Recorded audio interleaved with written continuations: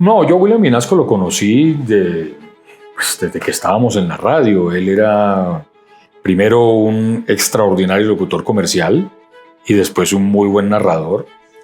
Él comenzó primero en Caracol Televisión, tuvo otros comentaristas y después llegué yo y no sé, es que eso es como yo no he logrado identificar por qué pasó lo que pasó. Adolfo Pérez, bienvenido a Quinique.com. Para mí es un verdadero placer estar acá sentado con usted, un referente del periodismo deportivo en Colombia. Y bueno, me gustaría empezar esta entrevista preguntándole cómo está. Bien, Andrés, muchas gracias por la invitación, gracias a todos. Bien, yo feliz de seguir con vigencia en esta profesión después de tantos años, de seguir manteniendo el cariño de mi público, de la gente, de un medio que es difícil, pero que te produce muchas satisfacciones y que te da muchas alegrías y gracias a Dios las sigo teniendo. Adolfo, usted menciona una palabra bien importante que es la vigencia, pero para mantenerse vigente hay que tener amor por lo que se hace. ¿Cómo encuentra usted ese amor? ¿Cómo se recarga de usted ese amor por lo que hace? Pues mira, no es difícil. Yo siempre he dicho que, y pues lo digo permanentemente en una conferencia de motivación que tengo, que se llama Hoy Gano, que uno todos los días en la vida se levanta agradecido de Dios, agradecido del universo, a quien ustedes quieran darle gracias. Primero por estar vivos, segundo por tener salud, tercero por tener un trabajo y cuarto por tener un trabajo que es el trabajo que nos gusta tener, que nos gusta hacer. Y cuando eso es así, yo no creo que nadie se pueda levantar bravo porque le toca que madrugar o renegar porque tiene que ir a trabajar. Al contrario, el trabajo le da a uno las alegrías más grandes de la vida porque todo eso se traduce en la felicidad del hogar, en ver a los hijos crecer, en verlos triunfar en su estudio, primero en el colegio, en sus primeros años, después en la universidad. Y pues eso solamente se produce haciendo el sacrificio que pues a veces toca hacer, sobre todo en un medio como este, en el que durante muchísimos años no tuvimos ni festivos, ni domingos, ni Semana Santa, ni vacaciones. Trabajábamos 20 de 24 horas al día y bueno, los resultados se fueron dando y esa, digamos que esa vigencia, esa manera de uno reinventarse todos los días se da gracias a que uno ama lo que hace. Bueno, Adolfo, justamente dentro de ese amar lo que se hace, se encuentra un proyecto que ya veremos dentro de poco acá en Quinique.com y es justamente su columna de opinión. ¿Qué le podemos adelantar a nuestros seguidores que van a encontrar ahí? Pues antes que todo un secreto, yo amo escribir. He estado toda mi vida en los medios electrónicos, primero en la radio, después en la televisión, después en los dos, después solo en la televisión, pero muchas veces fui invitado a trabajar y a ser columnista y a escribir en algunos eventos, en medios escritos, en publicaciones, y lo hice con un enorme gusto. Y yo pues quiero agradecerle a toda la gente de Quinique por esta invitación, que más que un trabajo, yo diría que es un gusto, y van a encontrar lo que yo soy. Yo pues a lo largo de mi carrera, ya de mi larga carrera, no he tenido una línea diferente. He tratado de ser lo más justo. Para mí la palabra justicia tiene un significado muy especial en todos los aspectos de la vida. Y no me gusta criticar por criticar, no me gusta empecinarme en hacer una campaña contra alguien. Simplemente intento decir las cosas como son, como creo que son. Puedo estar equivocado, pero voy a escribir de esa misma manera como me he mantenido en los medios electrónicos, como lo he hecho en la radio, como lo sigo haciendo en la televisión, de manera que eso es lo que van a encontrar de mí. Pero dentro de esta respuesta usted toca un punto bien importante y es van a encontrar lo que soy. Hablar de uno siempre, pues en particular, siempre cuesta, pero si yo le pregunto quién es Adolfo Pérez, ¿usted cómo se describe? Pues yo digo que parte es lo que yo siento y parte lo que me han dicho durante tantos años, ¿no? Soy una persona muy seria, pero al mismo tiempo muy divertido. Quienes me conocen en la privacidad saben que es así, pero digamos que en los medios de comunicación siempre quise mantener esa línea de seriedad. Nunca he querido irme por un camino distinto a eso, y dentro de eso me he movido, y pues yo creo que algún éxito he tenido desde que todavía estoy en esto, y la gente me identifica, y es la segunda parte de lo que quería decir, me identifica por eso, por la credibilidad que he logrado cosechar a lo largo de tantos años. No recuerdo haber fallado en algo que diga que no sea cierto. Puedo haber equivocado, porque pues nos equivocamos todos los días como seres humanos, y de hecho pues he cometido muchos errores que he venido corrigiendo con el paso del tiempo, quizás por la precipitud que uno tiene para poder decir algo que después se arrepiente y no debió haberlo dicho. Pero eso son cosas que para mí son gajes del oficio y que hacen parte también de este mismo oficio.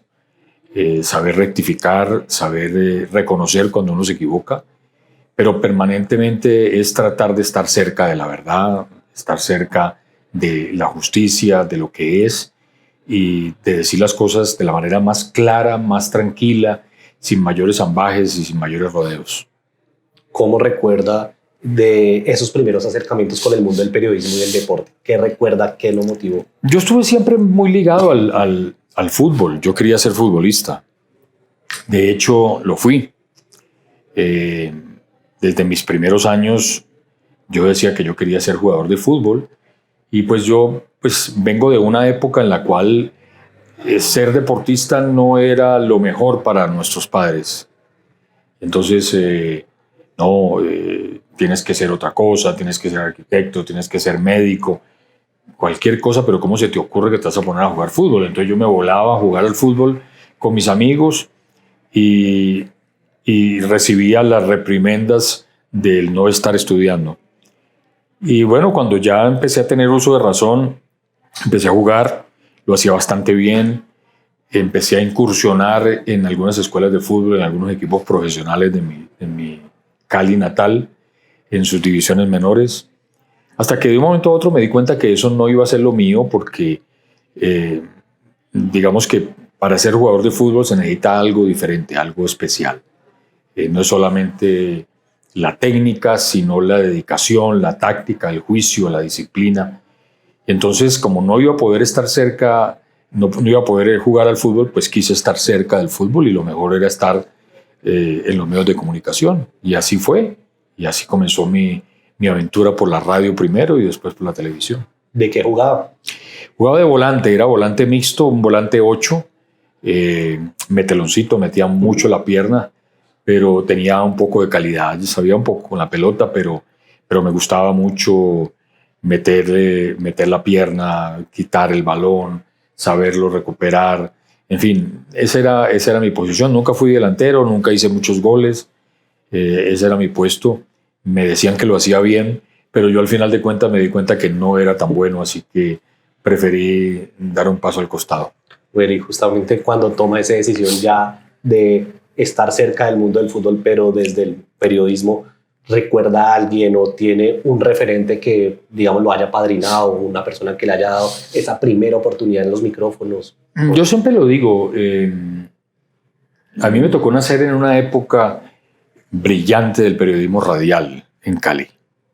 Había un combo, como se llamaba, el combo deportivo de Caracol Radio, que manejaba Óscar Rentería Jiménez, con Rafael Araujo Gámez, con María Alfonso Escobar. Después llegó Jairo Aristizabalosa, llegó Ricardo Alarcón, que más adelante fue presidente de Caracol Radio y después presidente de Caracol Televisión. Era un grupo extraordinario. Y Óscar es, yo creo que padrino de muchos, y para mí ha sido mi faro, luz y guía, lo sigue siendo. Sigo teniendo una enorme admiración por él. por su dedicación, porque nunca ha dejado de estar vigente. Me enseñó gran parte de esa disciplina que hoy en día tengo y que también se la trasladé a muchos de mis alumnos, colaboradores o como se quieran llamar, que estuvieron a mi lado cuando iban a hacer sus prácticas. Y bueno, ahí fue donde empecé a hacer un camino en la radio y bueno, ya después ya no, me desligué de él, me vine para Bogotá y en Bogotá nació la televisión. Y en la televisión hice una carrera que, eh, gracias al favor de Dios, pues ha sido muy larga y que ha tenido mucho éxito. Hablando de esa carrera larga y exitosa, hay un nombre, hay una dupla que está en la memoria de todos los colombianos y es esa dupla con William. ¿Qué representa él en su vida? ¿Cómo se conocieron? ¿Cómo se dio esa dupla tan exitosa en su momento? No, yo a William Vinasco lo conocí pues, desde que estábamos en la radio. Él era primero un extraordinario locutor comercial y después un muy buen narrador. Él comenzó primero en Caracol Televisión, tuvo otros comentaristas y después llegué yo y no sé, es que eso es como, yo no he logrado identificar por qué pasó lo que pasó. Hay muchas razones, sí, pero eso es como, yo siempre lo comparo como con los músicos. Uno muchas veces ve eh, músicos, cantantes buenísimos y uno no entiende por qué no a todo el mundo le gustan. O ve unos que no son tan buenos y se vuelven súper exitosos. Nosotros teníamos, eh, yo creo que la actitud, teníamos el talento, eh, pero teníamos algo más que eso y era que nos volvimos muy amigos. Y entonces eso no existía ni en la radio ni en la televisión y generamos un estilo producto de esa amistad que para nosotros era una diversión ir a transmitir un partido de fútbol. Y eso se trasladó a la gente lo acogió y lo recibió muy bien. Y a lo mejor había otros mejores. Yo siempre digo eso, pues yo no me creo tan bueno, tampoco soy tan malo, pero yo digo que decir que nosotros triunfamos porque éramos los mejores, yo eso no, jamás lo voy a decir. Simplemente digo que teníamos algo que fue lo que nos hizo triunfar y lo que nos hizo ser diferentes a los demás. Y era esa camaradería, las frases, lo que hacíamos en cada viaje. Y bueno, lo otro sí fue una cuestión de Dios. Siempre digo que Dios nos puso en la época más exitosa del fútbol colombiano a nivel internacional. Nos tocó a los dos. No fue a otras personas que brillantemente trabajaban en ese momento en la radio, en la prensa y demás, pero en la televisión éramos los dos. No había competencia, éramos nosotros dos los que recorríamos los 5 continentes, los que nos tocaron los 3 mundiales, las eliminatorias, las Copas Américas, con la generación dorada del fútbol colombiano. Porque después vinieron otras selecciones que han tenido inclusive mejores resultados, como aquella selección del 2014 en Brasil, que nos llevó a unos cuartos de final. A nosotros no nos pasó eso, pero nos pasaron cosas que no habían pasado antes, con una selección que realmente jugaba muy bien, y a nosotros nos tocaba transmitir todo, absolutamente todo. Hicimos más de 500 partidos en televisión, y eso pues se le quedó grabado en la memoria de la gente, y fueron muchos años, más de 15 años trabajando en televisión, haciendo muchos partidos en momentos muy brillantes del fútbol colombiano y bueno, coincidieron esas dos cosas.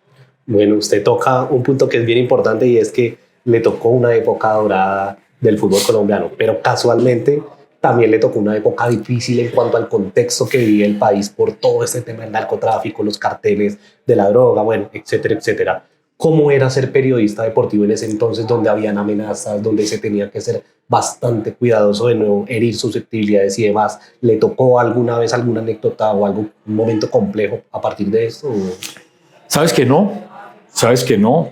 Realmente tuvimos el privilegio de que lo que hacíamos era tan divertido, era tan bueno, que se convirtió en el oasis para tantas cosas tristes que pasaban en Colombia.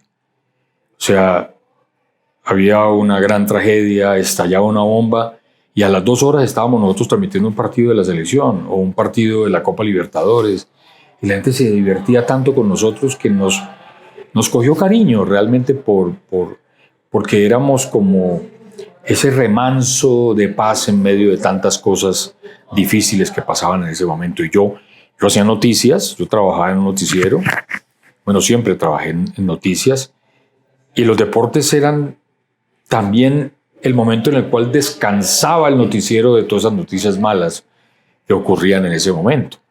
Entonces, nunca tuve un incidente, nunca tuve un enfrentamiento con las cosas malas de la época. Y bueno, las vivía, las sufría igual que cualquier colombiano. Me dolieron igual que cualquier colombiano tantas y tantas muertes, tantas cosas horribles que pasaron en Colombia. Pero pues nuestro trabajo era totalmente distinto y nos daba alegría, nos daba reconciliación, unía a la gente. Bueno, era un país muy, muy difícil en ese momento y nosotros de alguna manera contribuíamos a tener algo de paz y de tranquilidad. ¿Cuántos mundiales tiene encima, Adolfo? 9. Se me dañó el 10º en Qatar porque nuestra querida selección Colombia no quiso clasificar al mundial. Y yo siempre lo digo así. No se puede creer de ninguna manera que un equipo que quiera ir a un mundial de fútbol dure 7 partidos sin hacer un gol. Entonces desperdiciamos todo. Y bueno, la cadena para la cual trabajo decidió que solamente iban los países clasificados al mundial. Entonces mi 10º mundial se quedó en veremos. Me tocó hacerlo desde aquí, por supuesto, pero no fuimos a Qatar. Pero todos los 9 mundiales anteriores fueron interrumpidos y bueno, espero que lleguen 1 o 2 más. ¿Cuál es el mejor, del que mejor recuerdo tiene? No, yo todos los he disfrutado mucho, ¿sabes? Disfruté mucho el primero, lo recuerdo con un enorme cariño porque estaba muy chico y el Mundial de México 86 fue un mundial muy importante por lo que representó haber visto al mejor jugador del mundo durante muchos años, a Diego Maradona, hacer lo que hizo. Me tocó ver esos partidos en vivo y en directo y tengo un enorme recuerdo de ese país, de la manera como nos acogió, cómo nos disfrutamos el mundial, cómo lo sufrimos también, porque, bueno, nos pasaron una cantidad de cosas terribles producto de la inexperiencia. Recuerdo con mucho cariño el Mundial de Italia porque el Mundial de Italia era el regreso de una selección de Colombia después de 28 años a un campeonato del mundo y a mí me pasó algo que no se lo deseo a nadie.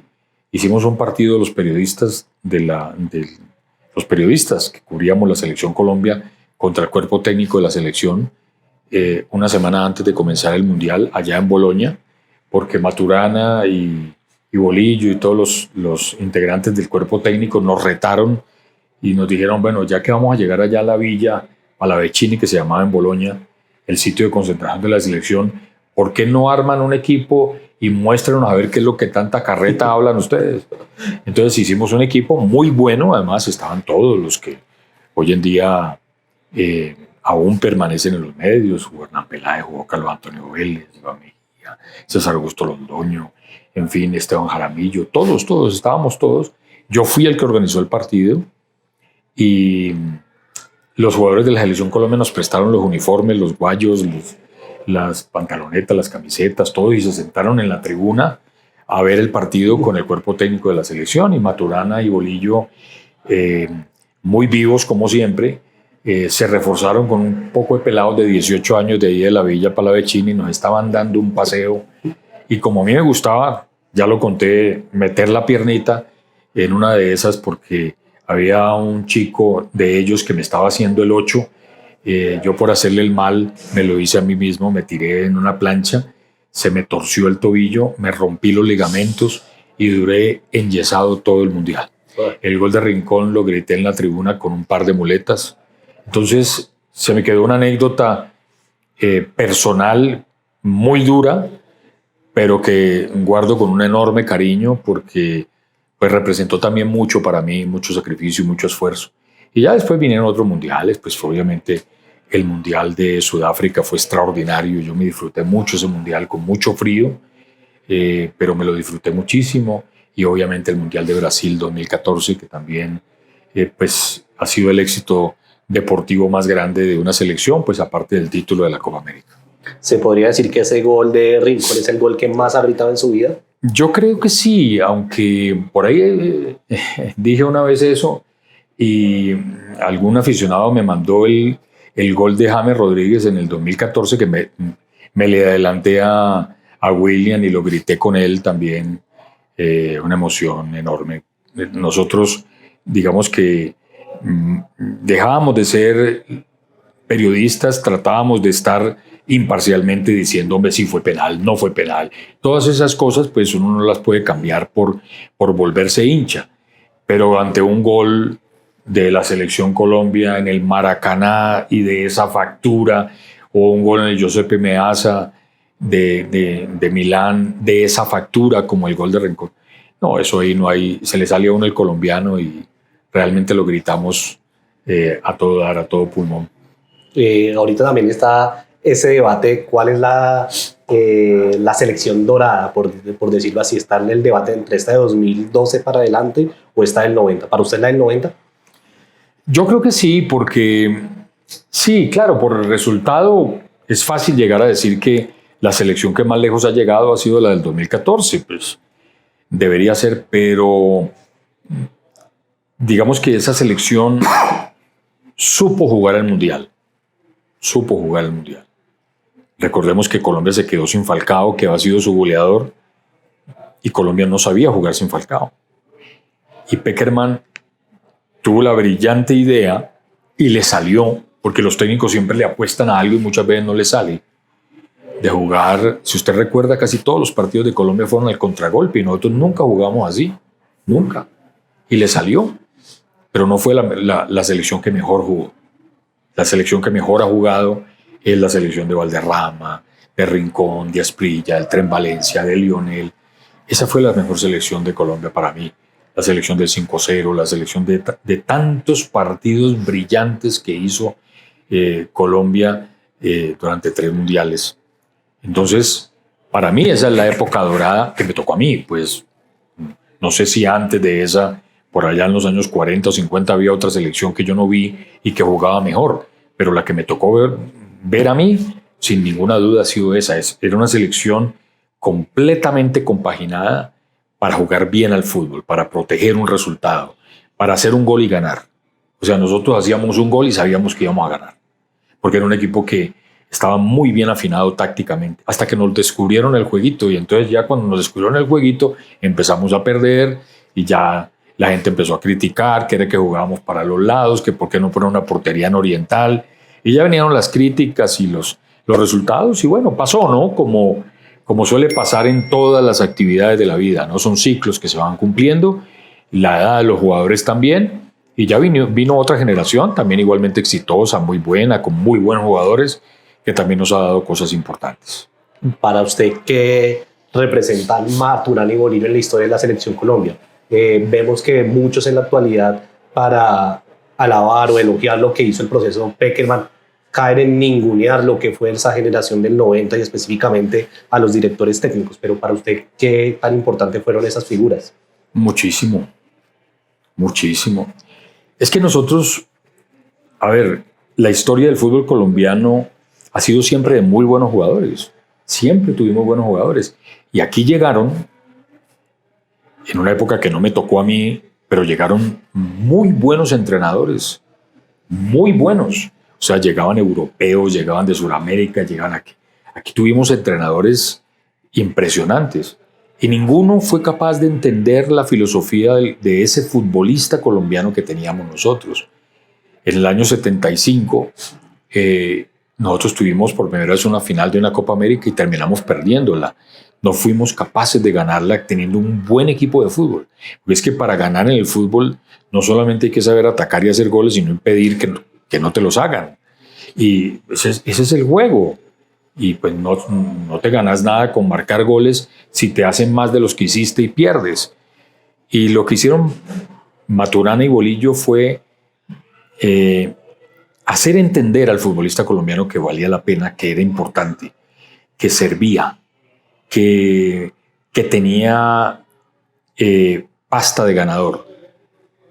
Yo creo que más allá de las tácticas, que fueron todas muy buenas y innovadoras, que ayudaron para ganar muchos partidos, yo creo que lo que hicieron primero Pacho, después Bolillo, fue hacerle entender al futbolista colombiano que tenía la capacidad de ganar.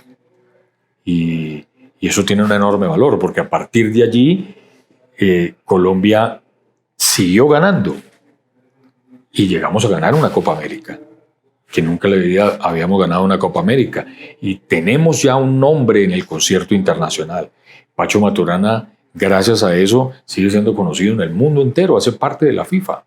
Bolillo Gómez ha estado en 5 mundiales de fútbol. Dígame qué entrenador, aparte de ellos tan exitosos en la selección Colombia, han logrado hacer una cosa como esa. Entonces, yo sí les doy todo el mérito a ellos. A Pekerman nadie le quita lo que hizo, porque fueron 7 años brillantes y ganó la posibilidad de estar en 2 mundiales y llegó a unos cuartos de final.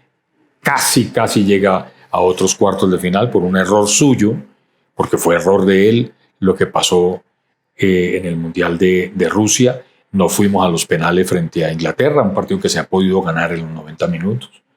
Y si no, pues hubiera tenido 2 cuartos de final. Él no debió haberse ido. Todavía seguirá siendo un misterio el por qué él decidió irse de la selección Colombia con tanto éxito, ¿no? Pero la época de Maturana y de Bolillo marcó un antes y un después en el fútbol colombiano. Volviendo al proceso actual, ¿le cree a Néstor Lorenzo? Hombre, es que desafortunadamente, yo digo desafortunadamente porque es que la profesión de entrenador es tan difícil, es tan complicado.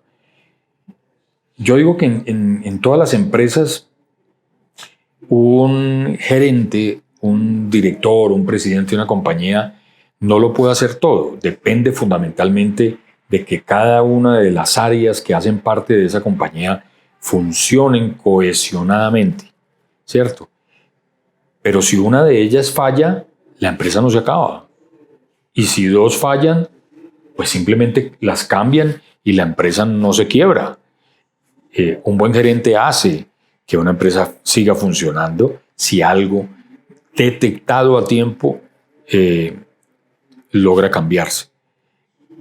Pero la profesión de entrenador es muy difícil porque depende de 11 o 14 o 15 o 17 jugadores que van al campo de juego como seres humanos y tratan de obedecer las instrucciones de una persona, pero a veces eso no sale. Y el que paga los platos rotos siempre es el entrenador. Siempre ganan los jugadores y pierdes el técnico. Cuando ganan ellos, y cuando pierdes el entrenador. Entonces, hasta ahora Lorenzo pues está ganando, le está yendo bien. Yo sinceramente no voy a pecar por subirme en el tren de la victoria, que aunque todavía no es ninguna victoria que valga la pena, pues él está siendo exitoso con un porcentaje muy alto de rendimiento, porque yo sinceramente no creí que él fuera a ser el técnico de la Selección Colombia, y a mí me parece y me sigue pareciendo que lo designaron por, como dicen los brasileños, la saudade de Pekerman.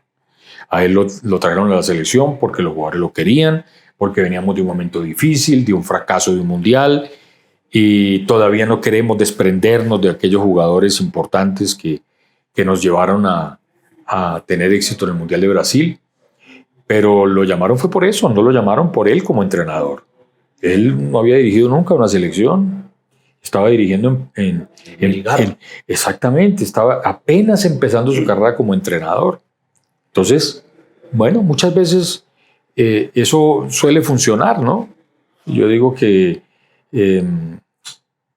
los resultados te van dando la razón o te la van quitando, ¿sí? Hasta ahora se la están dando a quienes lo designaron.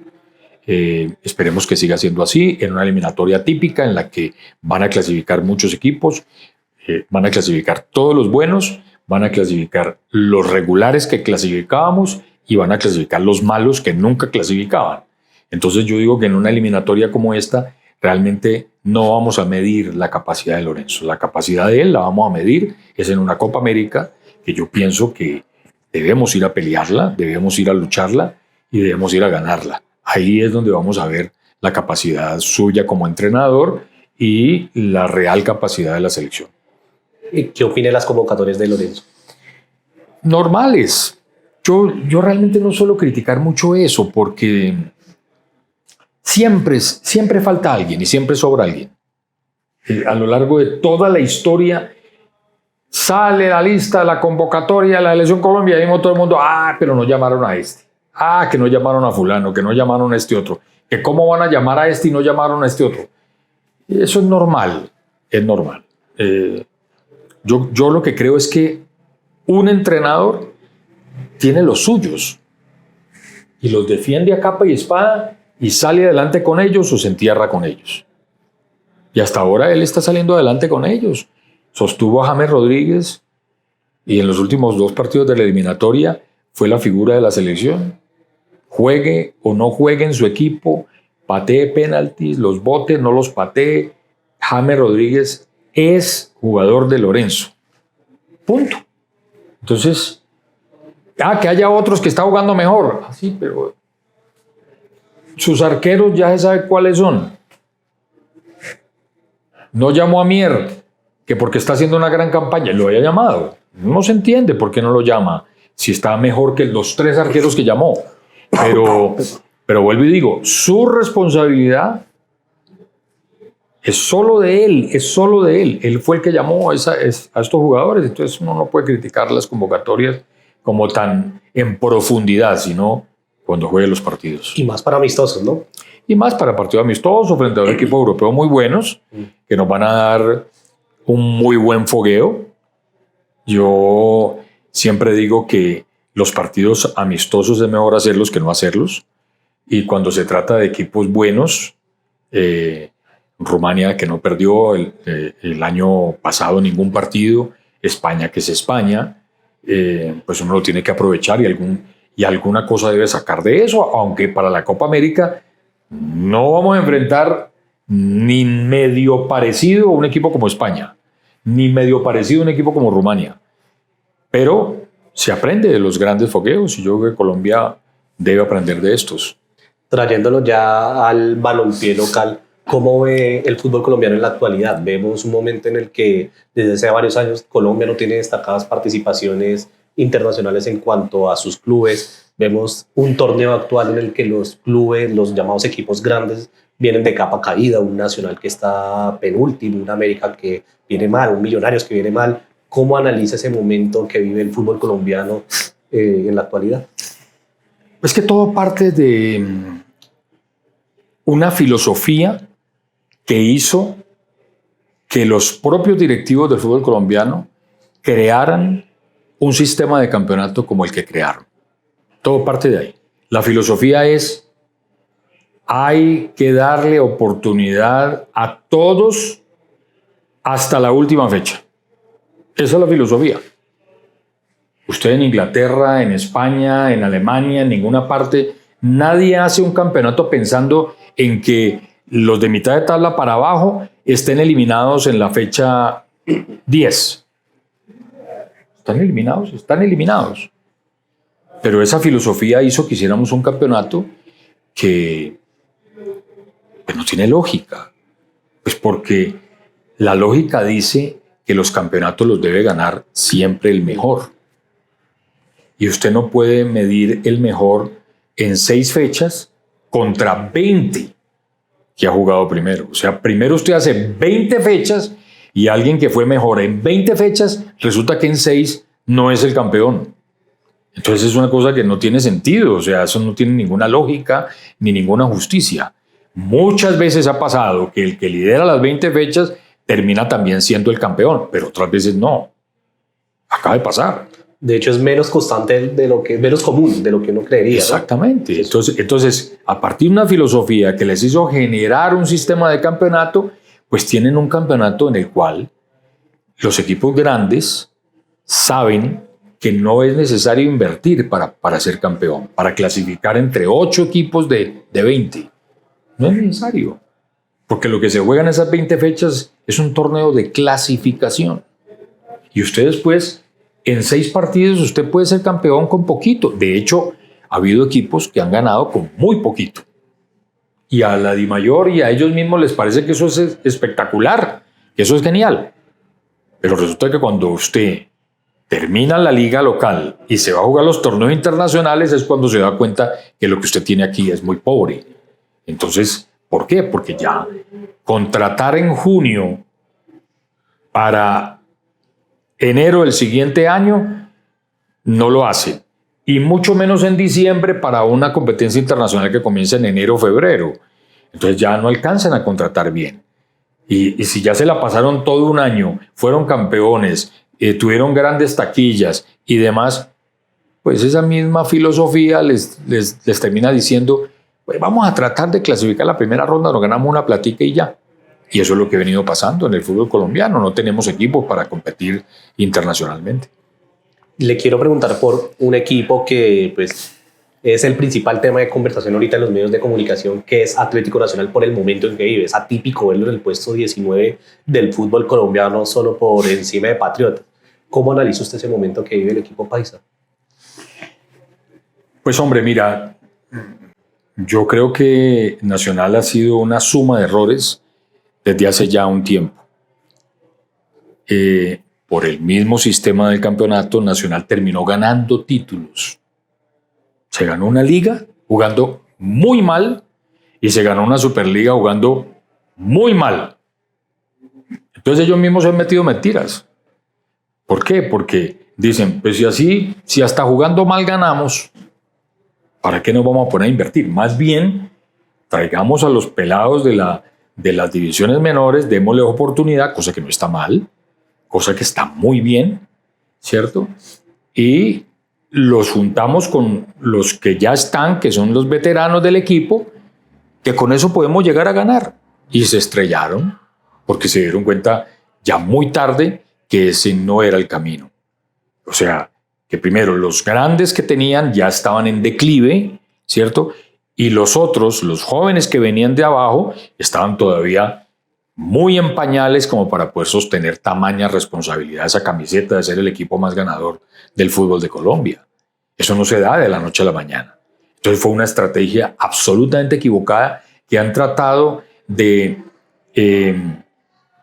corregir con técnicos, cambiando un técnico cada 6 meses, como si ese fuera el problema, como si la gente fuera boba que no se da cuenta que el problema no está allí. El problema está en la elección de la plantilla, en la elección de los objetivos, que han sido totalmente equivocados. Un equipo grande como Nacional, un equipo ganador como Nacional, no puede poner 8 jugadores menores de 20 años en la plantilla. Eso no se puede hacer. O sea, los jugadores jóvenes tienen su oportunidad, pero poco a poco. Usted tiene que tener una base importante de jugadores que sostengan los resultados primero para poderle ir dando oportunidad poco a poco a esos jugadores jóvenes, y le entregaron esa responsabilidad a toda esa cantidad de pelados que son muy buenos, que van a llegar a ser muy buenos en el fútbol colombiano, pero que sostener el trajín de un torneo, más la Copa Libertadores,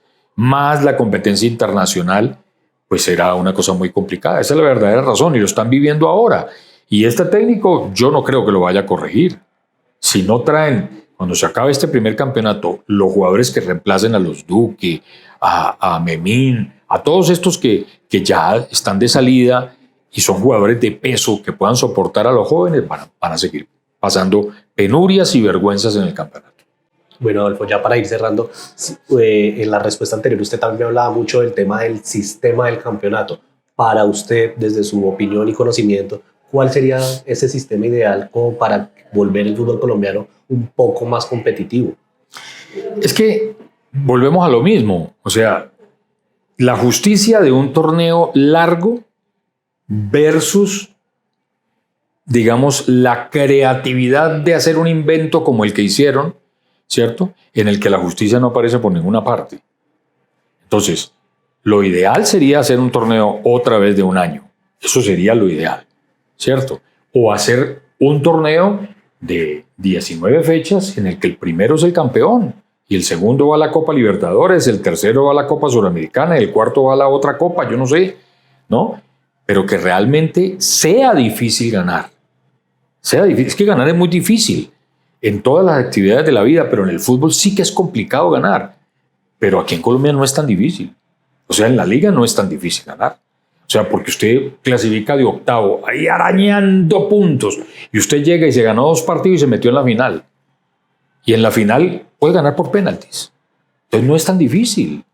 O sea, y le ha pasado a muchos equipos en el fútbol colombiano que ven esa manera de desarrollar el campeonato y se dan cuenta que no es necesario traer una gran cantidad de jugadores de mucha calidad con una enorme inversión para poder sacar ese resultado. Entonces, hacer un campeonato más justo que le dificulte a los equipos grandes, porque cuando vean los equipos grandes que dejan de ganar y que la gente se va a los estadios, como le está pasando a Nacional, como le va a pasar a la América, si sigue así, como le va a pasar a Millonarios, si sigue así, cuando ellos vean que la gente se les empieza a ir de los estadios porque no tienen buenos equipos, entonces ahí sí van a corregir, ahí sí se van a preocupar. ¿Por qué? Porque detrás viene la televisión. Si la gente no va a los estadios, pues tampoco van a sintonizar los partidos en televisión. Se van a empezar a alejar de los estadios y de los equipos, ahí sí van a empezar a invertir. Pero mientras que sigamos teniendo un campeonato cómodo, digámoslo así, que no sea necesario invertir, pues va a seguir pasando lo que está pasando. Bueno, ya para despedirnos, porque sé que dentro de poco tiene programa, ¿qué otros proyectos tiene en mente? ¿En qué más lo veremos? ¿En qué más anda Adolfo? Usted también es conferencista, tiene todo este tema del periodismo, pero ¿qué más lo veremos?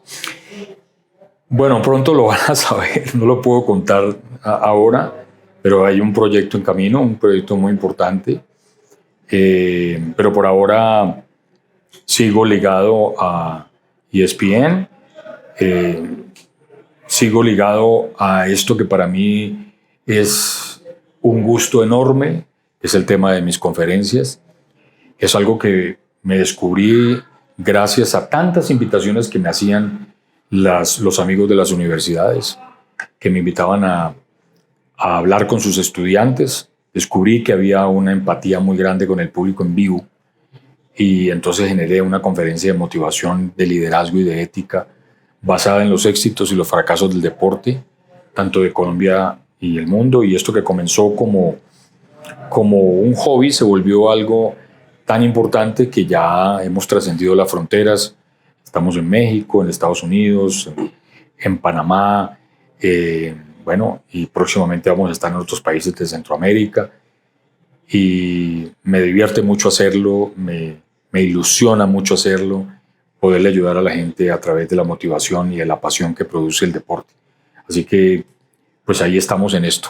Con eso tenemos copada nuestra agenda y seguramente más adelante la vamos a tener más copada todavía gracias a nuestros amigos de Quién y Qué. Bueno, y la última, ahora sí, un consejo a las nuevas generaciones de periodistas. ¿Cuál es ese consejo que usted le daría a ellos? El más fácil de todos, que no se olviden por qué comenzaron. Eso se va olvidando. Cuando uno empieza una profesión, la empieza con todo el entusiasmo, con toda la pasión, con todas las ganas, y cuando ya lo consigues, estás en el medio, estás trabajando, te están pagando, dejas la pasión, dejas las ganas y dejas el amor. Mientras que uno siga teniendo esas cosas, vas a durar muchos años en los medios, te van a seguir queriendo, te van a seguir admirando, te van a seguir valorando y tu trabajo va a ser visto, vas a tener visibilidad. Cuando uno deja de tener amor por lo que hace, muy difícilmente lo logra. Bueno, Adolfo, muchísimas gracias por aceptar la invitación de Quinique.com. Con mucho gusto, un abrazo para todos y ya nos veremos pronto. Bueno, amigos y seguidores de Quinique.com, esto fue todo por hoy. Recuerden que pueden seguirnos en todas nuestras redes sociales, aparecemos como Quinique en Facebook, Twitter e Instagram. Hasta pronto.